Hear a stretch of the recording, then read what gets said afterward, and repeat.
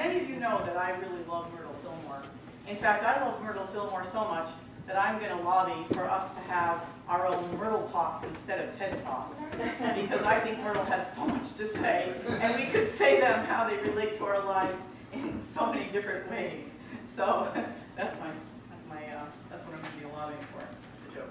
Okay, so the Fillmore reading is one that I've read parts of before. This is from Myrtle's book, which hasn't even been formally published evidently yet, but it's online, it's available, and it's available through Unity Ministries, and it's this is How to Let God. And she writes something like 26 chapters, maybe more. I can't remember exactly how many chapters, but I know I've read several of them. And usually I don't read the new ones. Ironically enough, I have a tendency to read the good ones over and over again. So this one is chapter 18, and it's all about our wonderful bodies. Everything in God's world is working towards perfection. The restoring power of God in the midst of you is working quickly and harmoniously to build in cells and substance that will knit together whatever place needs rebuilding.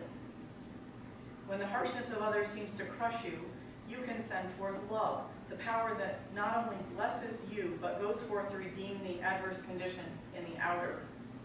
When petals of the fragrant rose are crushed by cruel hands, they send forth their sweetness even more than before. Love, therefore, is the fulfillment of law.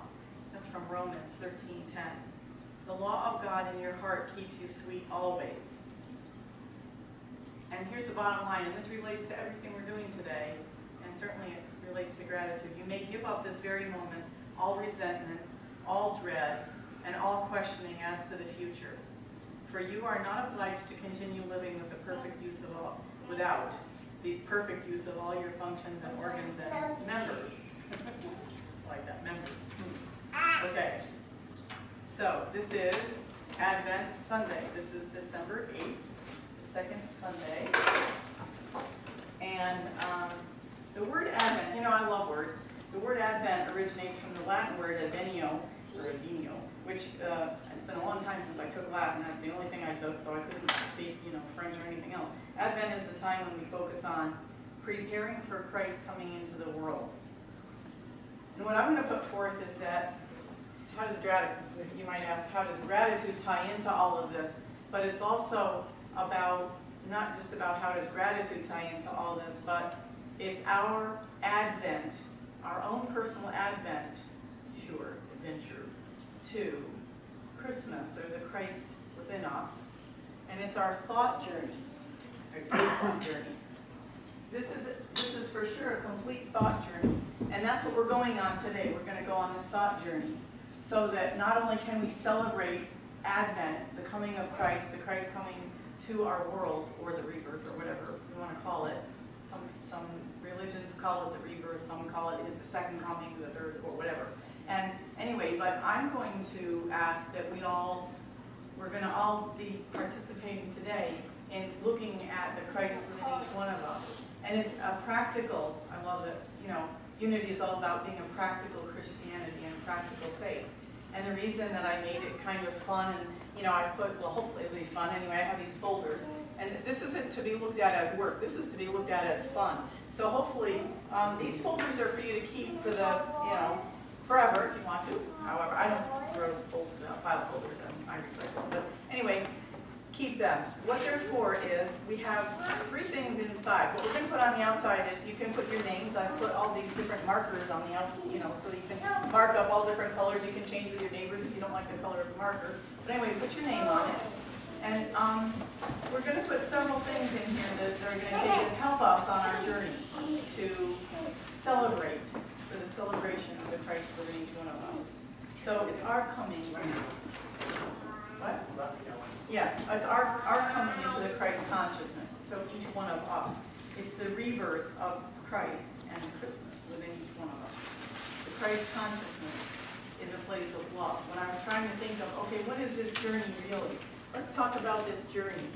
Okay, you're going to play with me now. I'm over here, and in my place, let's say wherever I am at the moment, which, by the way, I'm giving this talk not because I'm so good at this, by the way. I'm giving this talk because I need to do this every day or I'm miserable. So whatever day it is, or maybe it's a week or a month, or maybe this never happens to you, in which case, you know, just you can draw, you know, doodles on your pad while we can go through this. But this is a place where I'm angsty, I'm anxious, I'm angry, I'm nervous, I'm doubtful, I'm thinking I'm jobless, I don't know how I'm going to pay my bills, whatever it is. I wish my relationship was better, whatever it is.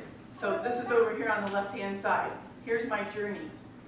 My journey goes, okay, what's happening that I'm feeling so miserable over here? Whatever it is. Maybe it's not that miserable, but maybe it's just something that keeps gnawing at me, or I just can't get this person, you know, who's bugging me at work. It could be something small. It could be something large. Little things sometimes bother the heck out of me too. So anyway, but how do I get from here, way over there, to the Christ consciousness, to where love is? Well, it's not like, you know, whoop, and you're there, is it? Well, it can be. I have a fast path, but we'll get there. First of all, what's making me miserable over here? And I'm putting forth that there are a set of assumptions that we make about everything, whatever it is. I have my special list. And my special list includes, and I actually wrote all these things down, of course, because that's what I do. And they're here somewhere, but I can probably name them off. But I have a special list of all my assumptions. So I have this place over here, and this is depressed. Depressed, angsty, sad, sick, stuck, jobless, angry, anxious, guilty, whatever it is. Okay, then I have a set of assumptions that I especially like to talk about. Well, I'm not good at, I call them my NGEs, not good enoughs, right?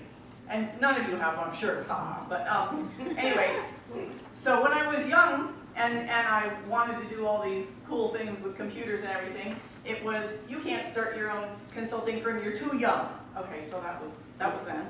Now I'm too old. So you're too young, you're too old, you're too well educated, you're overqualified, you don't have a degree, okay, you fill in the blanks, play along. You know, what is it that stops you from whatever? My husband and I are in a rut, so, you know, we can't, you know, have this joy because blah, blah, whatever it is. Or I can't, you know, get through to my sister, or I can't get through to my sister-in-law, for sure I can't get through to. But anyway, you know, but whatever it is, you know, like pick one, you know what I mean? So play along and think of this in terms of your own life. But anyway, so I don't have enough money, I'm overeducated, I'm undereducated, I'm not pretty enough, I'm not skinny enough, I'm not fit enough, I'm not what, you fill in the blanks, right? Okay, so, but we have these assumptions, don't we? Oh, come on now, I know you have a few. Anyway, but sometimes it's easier to think of those things than what's really our ticket, our fast path ticket, if you will. It's our express ticket. And I tried to find a bunch of little tickets, but you know what? We don't get them yet, do we? We might, and we can, you know, theoretically in our minds. But anyway, so you might wonder, where did all this silliness come from? Where did this come, you know, how did all this come about? Well, you know, this whole thing about this is an adventure and, you know, my ideas and well, then the next piece, by the way, the ticket is gratitude, but then keep going. And then we're getting too far along here. So this is how it started. No, you were there. Beginning of the notion of, you know, being in this place. This is a location, isn't it? On the left-hand side. I'm doing it not for me, but for you. Reading left to right. Okay. So I'm over here, and I'm in this place that's depressed, angry, whatever. So here's what I was thinking. I met with this person this past week, Bridges of Hope. I think we actually tied to them. Anyway, so Bridges of Hope was this really cool organization that helps women. It doesn't just help them. It doesn't just hand them money. It actually helps mentor them, where they have groups of people, and it's homeless women with children. And it helps them get back on their feet, and it helps, anyway, it's a really cool, so the point is, I was meeting with this woman who's the head of it for Berks County. I already met with the people at National. They're down the next thing. Anyway, and I was trying to think of how can I help these guys get, you know, more funding even, because they don't get anything from the government. They don't believe in it, so they don't get that. So anyway, as I was thinking of that, I was thinking, I'm going to go to this guy that I knew 28 years ago or something like that, a really long time ago, in the 80s, and I worked for him, and he was one of these guys that was hugely successful and started a computer company, and it wound up getting sold. Now he's a multi-millionaire. He might be a billionaire, I'm not sure. But anyway, okay, so I was thinking I'm going to call him up and I'm going to start my talk. I'm going to ask him for money for this organization, for this terrific philanthropic effort. So here's where I went to. I said, the notion of is other than X, my beginning of the notion was, I'm going to say to him, listen, I've been living in this really depressed place, economically depressed place, for the last 9 years called, name one, Exeter, Douglasville, Reading. So then I sat there and thankfully my Unity head came into being and then, go ahead, and then, so then I started thinking, more like a Unity person. I said, I've been living in this really depressed area called my psyche. It's not that I've been living in Reading. It's not that I've been living in, quote, this really economically depressed area or something like that. It's that I've been living in my psyche, in my whatever it is here, depressed, angsty, sad, sick, stuck, whatever. Okay, and I'm not in the state of Pennsylvania, am I? I'm actually in the state of my consciousness. That's where I really live day to day, isn't it? Because you know what, maybe some of you have moved around a lot, maybe you haven't. I have. And it doesn't matter whether I'm living in upstate New York, or New York City, or Washington, D.C., or California, or Reading.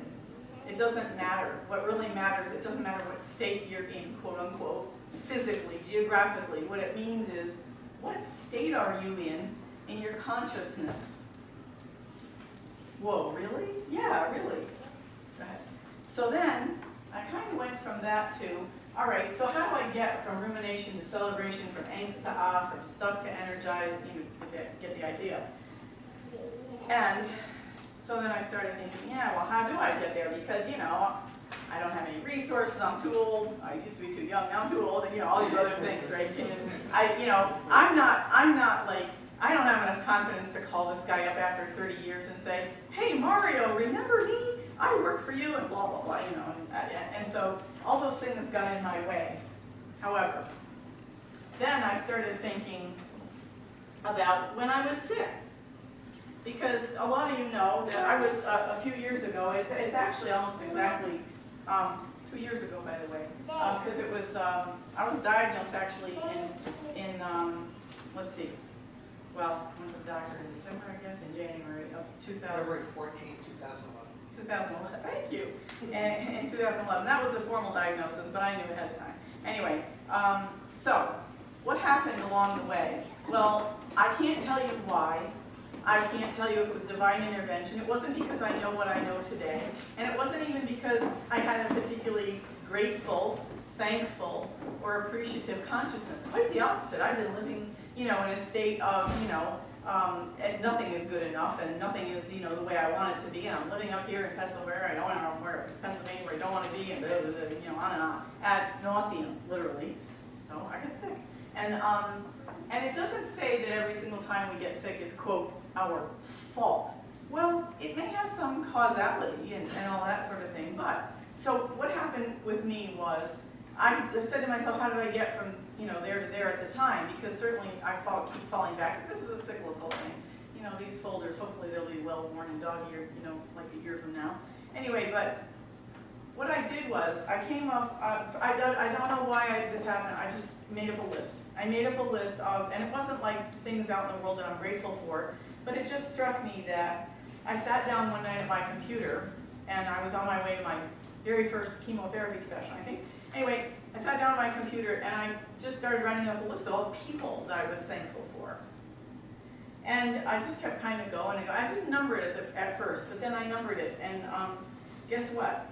After just like, it was only a couple of weeks of knowing that, what I was up against, and I was sick and all this other stuff, I just wrote down all these people, and it came to 80. So I don't know, I guess it had to have been divine intervention, but somehow God was telling me the way to get through this is gratitude. And guess what? Gratitude, I'm telling you, gratitude is our express train ticket.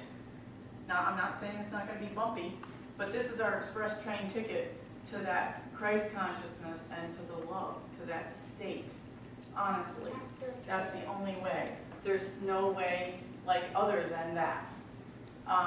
And you don't even have to, you know what? And if you can get to that state and that feeling of gratitude, thankfulness, appreciativeness, I would venture that you don't have to smash your assumptions, but I would do it just to be sure.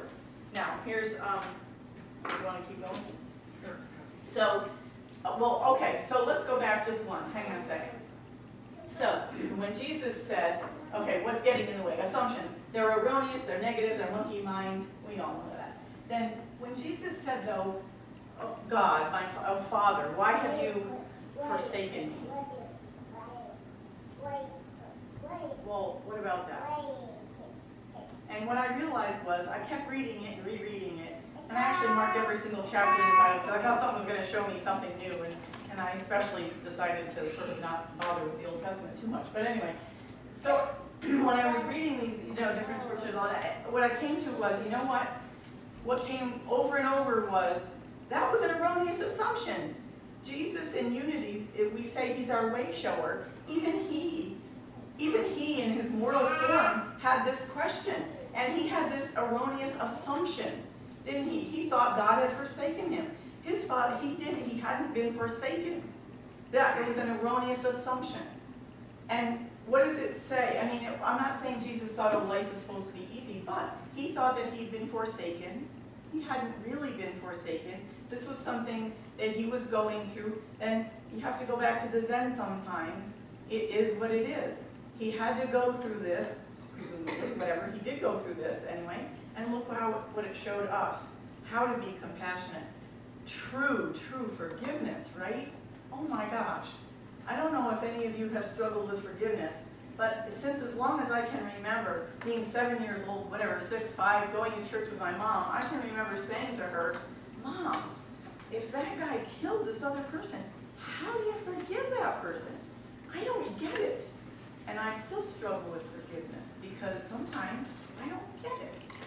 And it's just sort of grace. It's the G words, grace, gratefulness.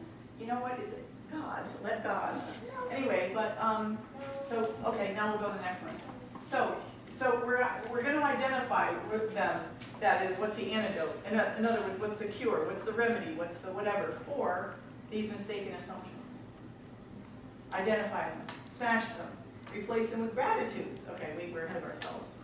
Let's talk about, okay, so now this is going to be really easy, right? Because, you say, okay, well, this is really a good roadmap. Okay, go ahead. And so why did I say we're, getting ahead of ourselves? Well, we know we all have these assumptions and whatever they are. And by the way, the key one here is, we already talked about all these, you shouldn't have to struggle anyway. I shouldn't have to struggle anyway. It's not supposed to be this hard, is it? What is it? Okay, so guess what? My favorite one actually isn't in here. Who says we're not supposed to have a few bumps in the road? And where did that assumption come from that we're supposed to have it easy anyway? Right? Nancy does a really great talk, and one of the things she incorporates a lot of times is the thing about the butterfly.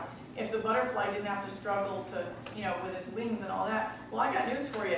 Lots of kids are having cesarean births these days, but there's a lot of people that say that one of the best things to clear a child's lungs, so they don't have to use all that suction and all these problems with kids when they're first, they're not thriving or whatever, is if they had to go sort of fight, if you will, struggle through the birth canal, they would have cleared their lungs on their own.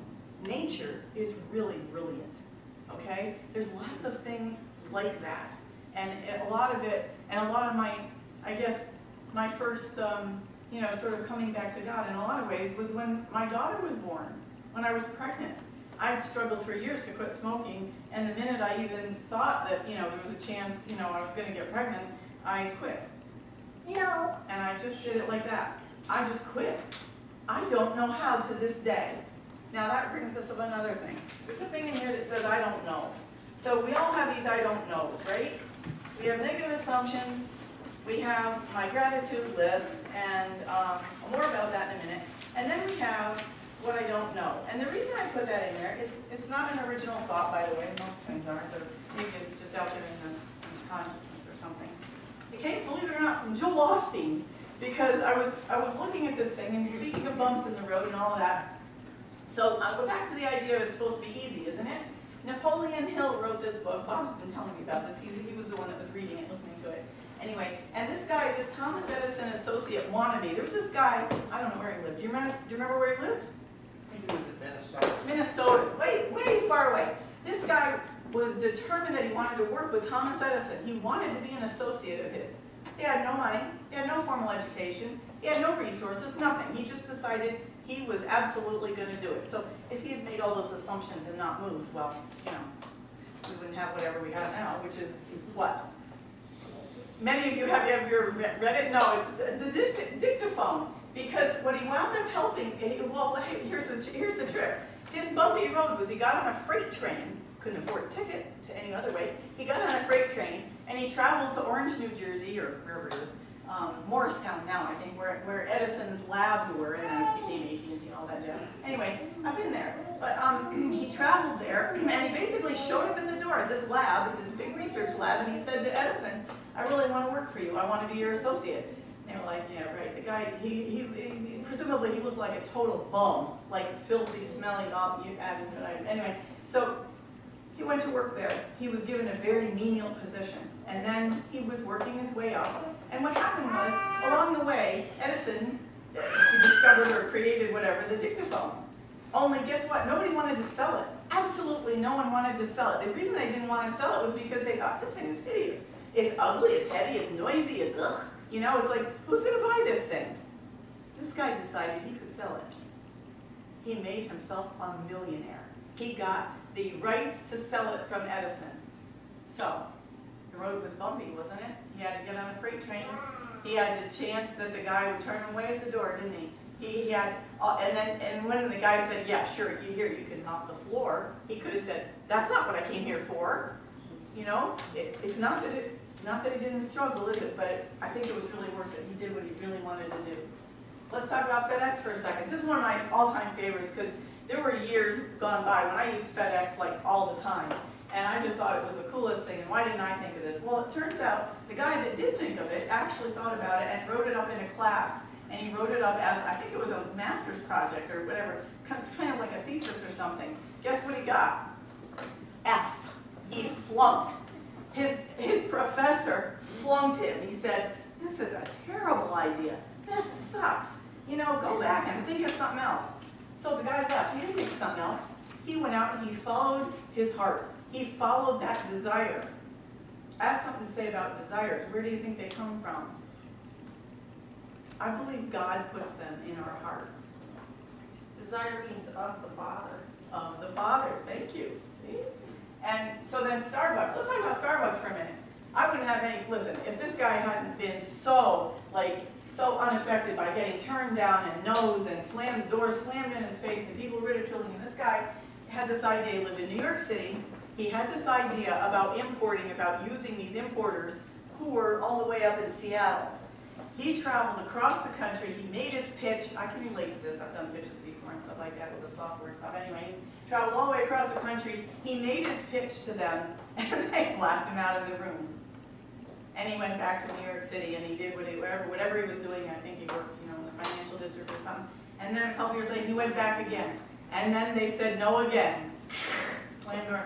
Then he did it again. Guess what? Finally, they wanted to shut him up because he wouldn't stop calling them. He wouldn't stop bugging them. He wouldn't stop sending them proposals. And what about this way? Or what about with this tweak? Or how about this way? Anyway, they finally did it.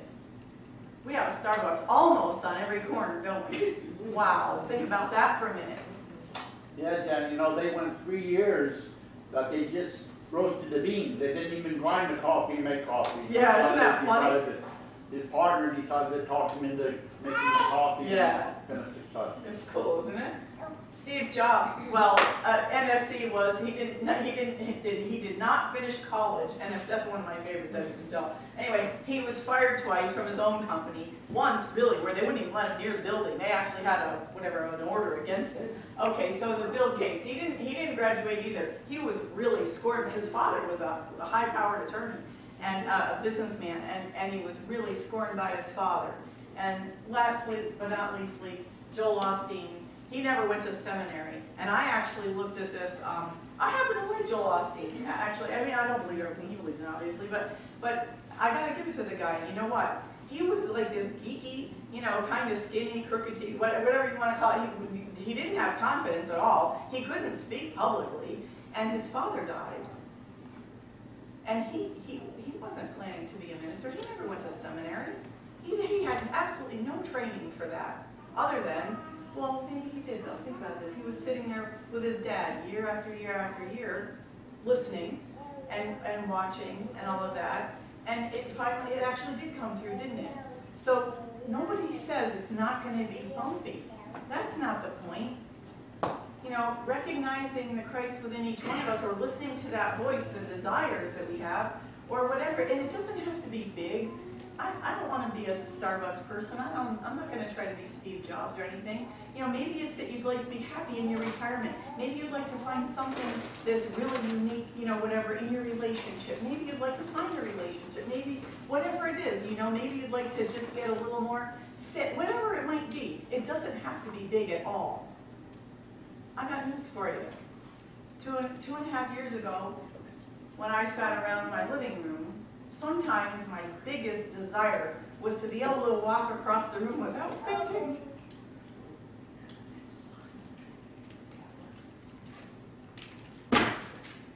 So Joel Osteen came up with the I don't know. He was being interviewed by Larry King. He was being interviewed by Larry King. Larry King gave him his hardest time. Oh my goodness. That guy, he was like, so, you didn't really go to seminary, did you? Well, no, I didn't. So I guess you don't have to, in order to be a minister, you know, you talk to how many thousands of people? Well, by the way, not counting people around the world, you know, by radio, by satellite, any other ways, by YouTube, you know, or what else, 30,000 people generally every Sunday. He didn't have any training. He didn't go to seminary. He did it anyway. So when they asked him, well, you know, how do you do this? You know, how do you decide, you know, you're going to do this? Or why, you know, okay, Joel, so why is it that, you know, one person lives from cancer and the other person dies? And why is it that, you know, sometimes this works and sometimes it doesn't work for the next person? And he said, you know what, Larry? He said, I just kind of give it this file that I call my God file. And it's my I don't know. And he didn't say, give it up to God. But that's all I could think of was, you know, it's the I don't know file. And you know what? So what? Give it to God. Write it down in the I don't know column. So there's a lot of things you have to accept that we may not know.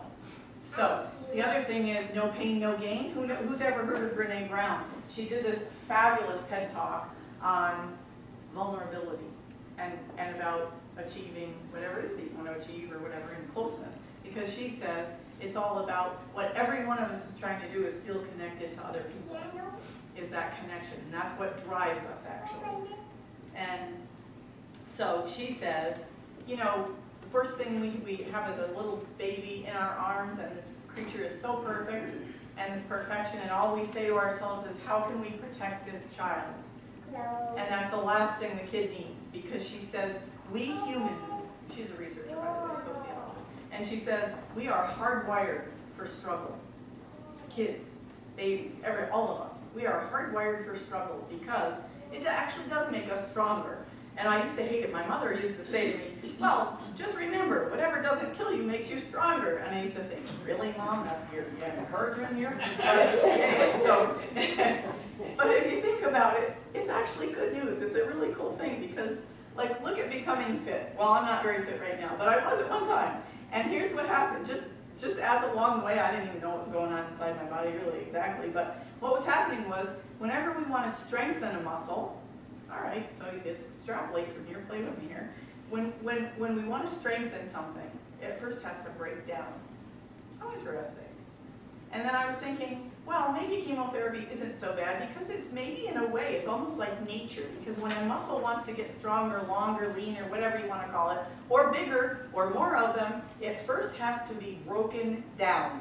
So first it gets broken down. Then what does it do? It recreates itself. It heals. It heals and to recreate itself. Wow. So, brings us to gratitude. List of gratitudes. So, these gratitudes, so I didn't start thinking anything heavy about my gratitudes way back when it helped me so much. And as a matter of fact, once I got better, I kind of decided, oh goody, I'm gonna live. So I went back to eating, and guess what? I largely went back to, thinking a lot of negative thoughts again too. So then I had this really big downer, and I got depressed. And I started thinking, okay, how did I do this before? How the heck did I get from over here where, I could have sat there, I could have said, my husband's away, I've got this stage 3 cancer, they're telling me, they're not really sure, but this should really help me, this chemotherapy. I gotta drive 2 freaking hours to get to the chemotherapy, down in, I wanted to go there by the way, so there's 2 sides to everything, isn't there? But I could have thought, all those negative things, oh my gosh, how am I gonna get through this, and I had my daughter, everybody knows I adore my kid, and I had Morgan to take care of. But somebody said to me much later, it's a really good thing you had to take care of her. Because you could have just sat around and given up. And instead, I had to struggle. I had to do whatever. And sometimes I've talked to some mother about this because, I didn't feel like it was even that much of a struggle. Sometimes it was, sometimes it wasn't. I think the angels helped me. Call it whatever you will. I don't know some days how I got out of bed. Bottom line is, I felt lifted up. Somehow I got lifted up every single day. You know what? I thought about things I was grateful for. I was grateful for waking up sometimes. And I went through, it's like you see on the outside what somebody goes through, not goes through. I talked to Nancy Gutschel a couple times, and this week and last week and whatever, and I've been super encouraging naturally and everything. And I know kind of some of the road things on the road she's going through, and it's bumpy. There's no doubt it's bumpy, and for each of us we have our own, bumps along the way and everything. But remember, it's okay. Sometimes bumpiness and shaking us up a little, it's good. It gets the juices flowing. So, listed gratitudes. Let's do something. Let's first of all put your names on the outside, and then the idea here is we're going to do this for Advent. And the Advent is from getting from one place to another, or in these next few weeks. And the reason, by the way, that I have more numbers than days until Christmas, because I didn't want to just do it, because guess what, there's only 18 if you count Christmas Day itself. There's only 18 days until Christmas. So I decided, everybody knows, Charlie reminds us of this in class too, it takes 21 days for something to really stick, doesn't it? Normally, it takes 21 days. So I'm going to ask, and you don't have to, naturally, but sometimes I just think of them. You don't have to write them down, but I really think it helps if you write them down. So if today we could start, you can just write down, think about what your goal is. Put your goal on the outside, your name and your goal. Or at least, or a few goals even. You can put more than one if you like, or not. And you can put it on the inside if you'd rather. But whatever your goal is, if it's to be more peaceful, if it's a particular relationship, if it's a healing of whatever, or just how you're thinking about something, you can write that down. So keep your goal in mind. And then you can write in your negative assumptions about it. Too old, too young, too smart, too dumb, whatever it might be, right? And too chubby, not athletic enough, whatever. And then, usually people can think of lots of assumptions, but not so many gratitudes, and that's okay too. But we can just do a couple. And you can try this, you can use this every day until basically the end of the month. That was my idea. So do it for at least 21 days. And what we're going to be thankful for, or appreciative of, or grateful for, sometimes it could just be a thing, a person, whatever. It could be your dog, it could be your cat. I actually wrote down, by the way, one might not think so because my daughter's always saying how much she hates our dog, but anyway, I actually wrote down, one of the things on my list is my dog, Paddington. He made me walk here's why. He made me walk, it's not frivolous, he made me walk every day. He forgave me when I didn't get up to walk him. And he kept me warm on the couch. Sometimes it's the simple things. And what your gratitude is going to be for, or gratitudes, if it's more than one. And by the way, some people say, how can I be in that place? Here I am, I'm depressed, I'm this, I'm that, at the moment I'm thinking about, and maybe it's not this moment, maybe it's a week from now. Maybe you run into something like closer to Christmas. One of the reasons I think it's such a wonderful time is because lots of times holidays are tough for us, some of us. So we're thankful for what it is right here and now, what's right in front of us. And if we can get to that place with even one thing, you know, I was using the analogy of a ticket. It's sort of the express ticket. It's our, I view it as, a, you know, we can picture it as a ticket. It's the express ticket to our Christ consciousness. So every day for 21 days, that's what we're going to do. Now, so how will I know when I got to the other side? The way I'm going to know when I get to the other side, sometimes it's just, and you know, this is nothing, most of us have, this is not really a new, none of this is really a new thought, maybe just a slightly different presentation, but to get to that consciousness, it's really a state of love. Now I have to tell you something, and it's softness, and it's kind of warm there and all that jazz, and I was this quote in my mind, only you know, remember who you are in your head, but in my head I was this business person, and, you know, high-powered and high energy and, you know, whatever else I told myself, whatever my story was, blah, blah, blah, blah, blah. So I sat in one of Charlie's first classes, by the way, and he said, you know, the idea is to get to this place of softness. And I'm like, yuck. I don't want to be soft. Soft, are you kidding me? Yuck, I don't want to be looked at as weak. I don't want to be looked at as soft. What a horrible idea. Well, it took me a while to admit, so anyway, somehow, well. So, guess what? Guess what else happened that I recognized when I got sick? When I actually had to sort of just be. I was a human doing for decades and decades and decades, and I was taught to be a human doing. And you know, you weren't supposed to just be. If you were being, you weren't being productive, you weren't this, you weren't that, you know, ad infinitum. So I just felt guilty as hell if I was sitting around not doing something. If I wasn't, quote, being productive, I didn't have much, you know, use for myself. I was like, oh my gosh, so I'm useless. What am I doing here, you know? Wow, is that bizarre, isn't it? Because now, when I think about how did I get, you know, how did I manage to get healed? Well, you could say it's purely grace of God. Okay, that's fine. I'll go with that. However, there are those Christians that sit around and they say, well, you know, God died on the cross, presumably. Well, I don't know that I believe in that either, by the way. But anyway, died on the cross, quote unquote, but maybe he did, maybe he did. But anyway, but the point being, somebody died for our sins, the way shower, the prophet, whatever, Jesus. And so does that mean that, okay, now I don't have to do anything because I'm forgiven for all my sins. Oh boy, let's go have some fun.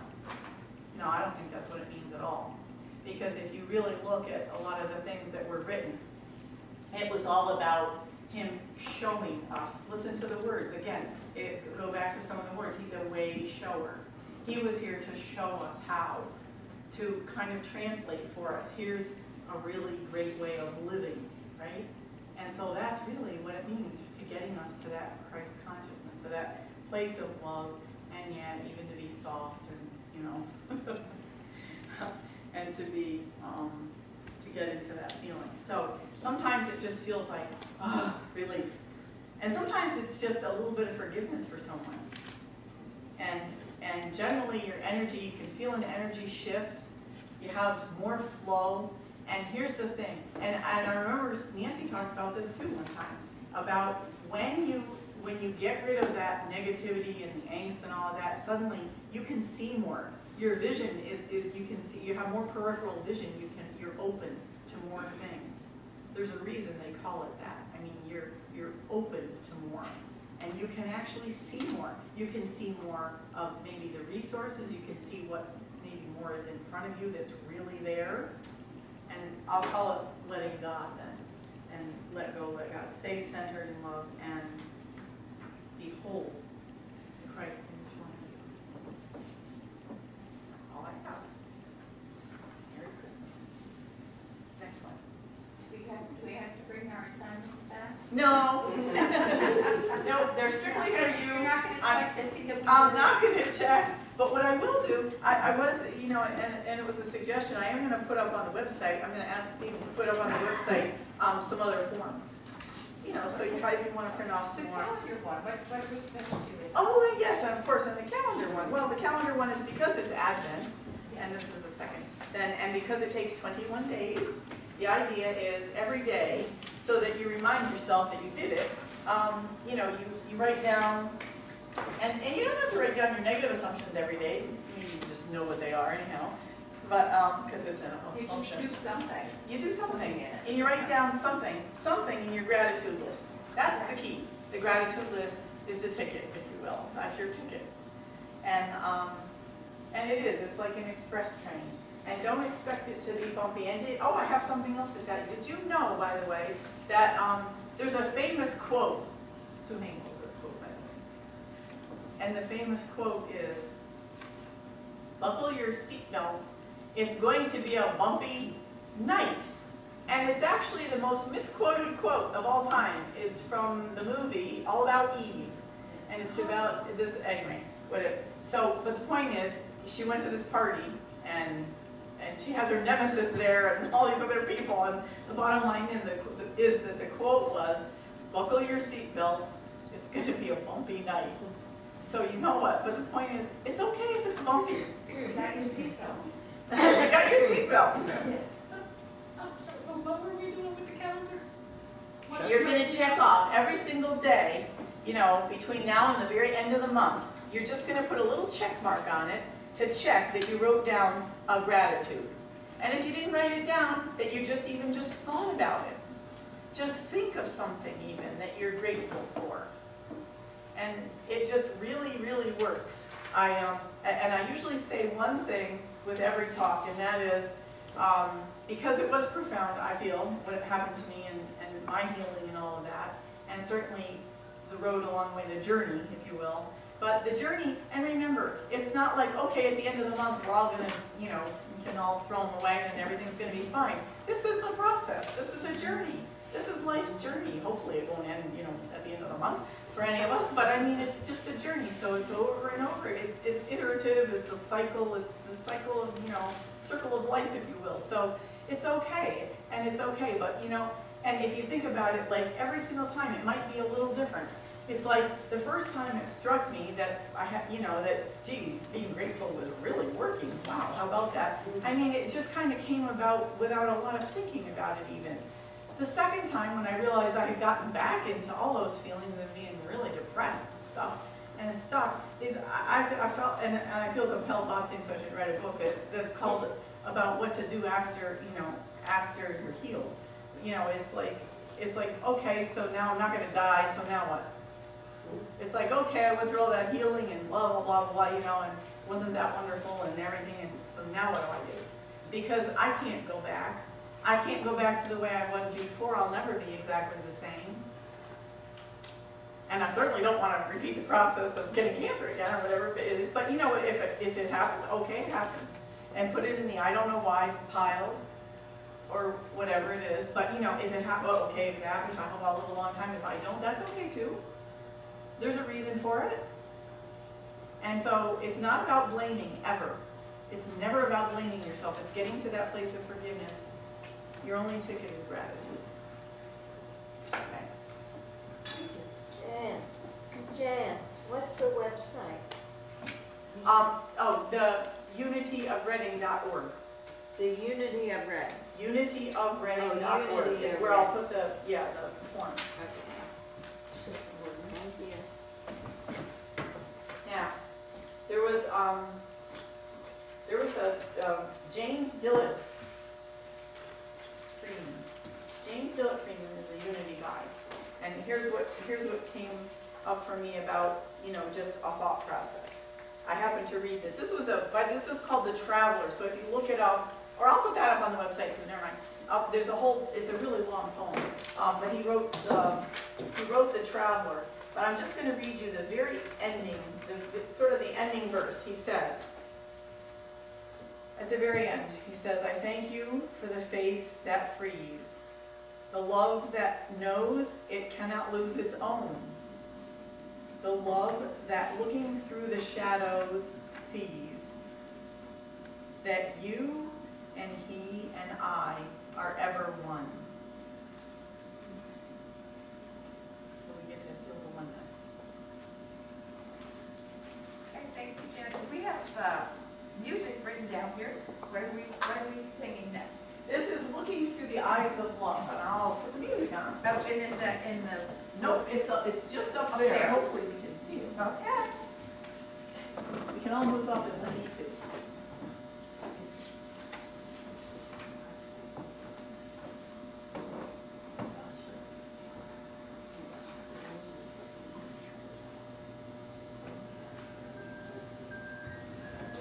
Oh, I was gonna joke about an Italian lesson, but that's the next one.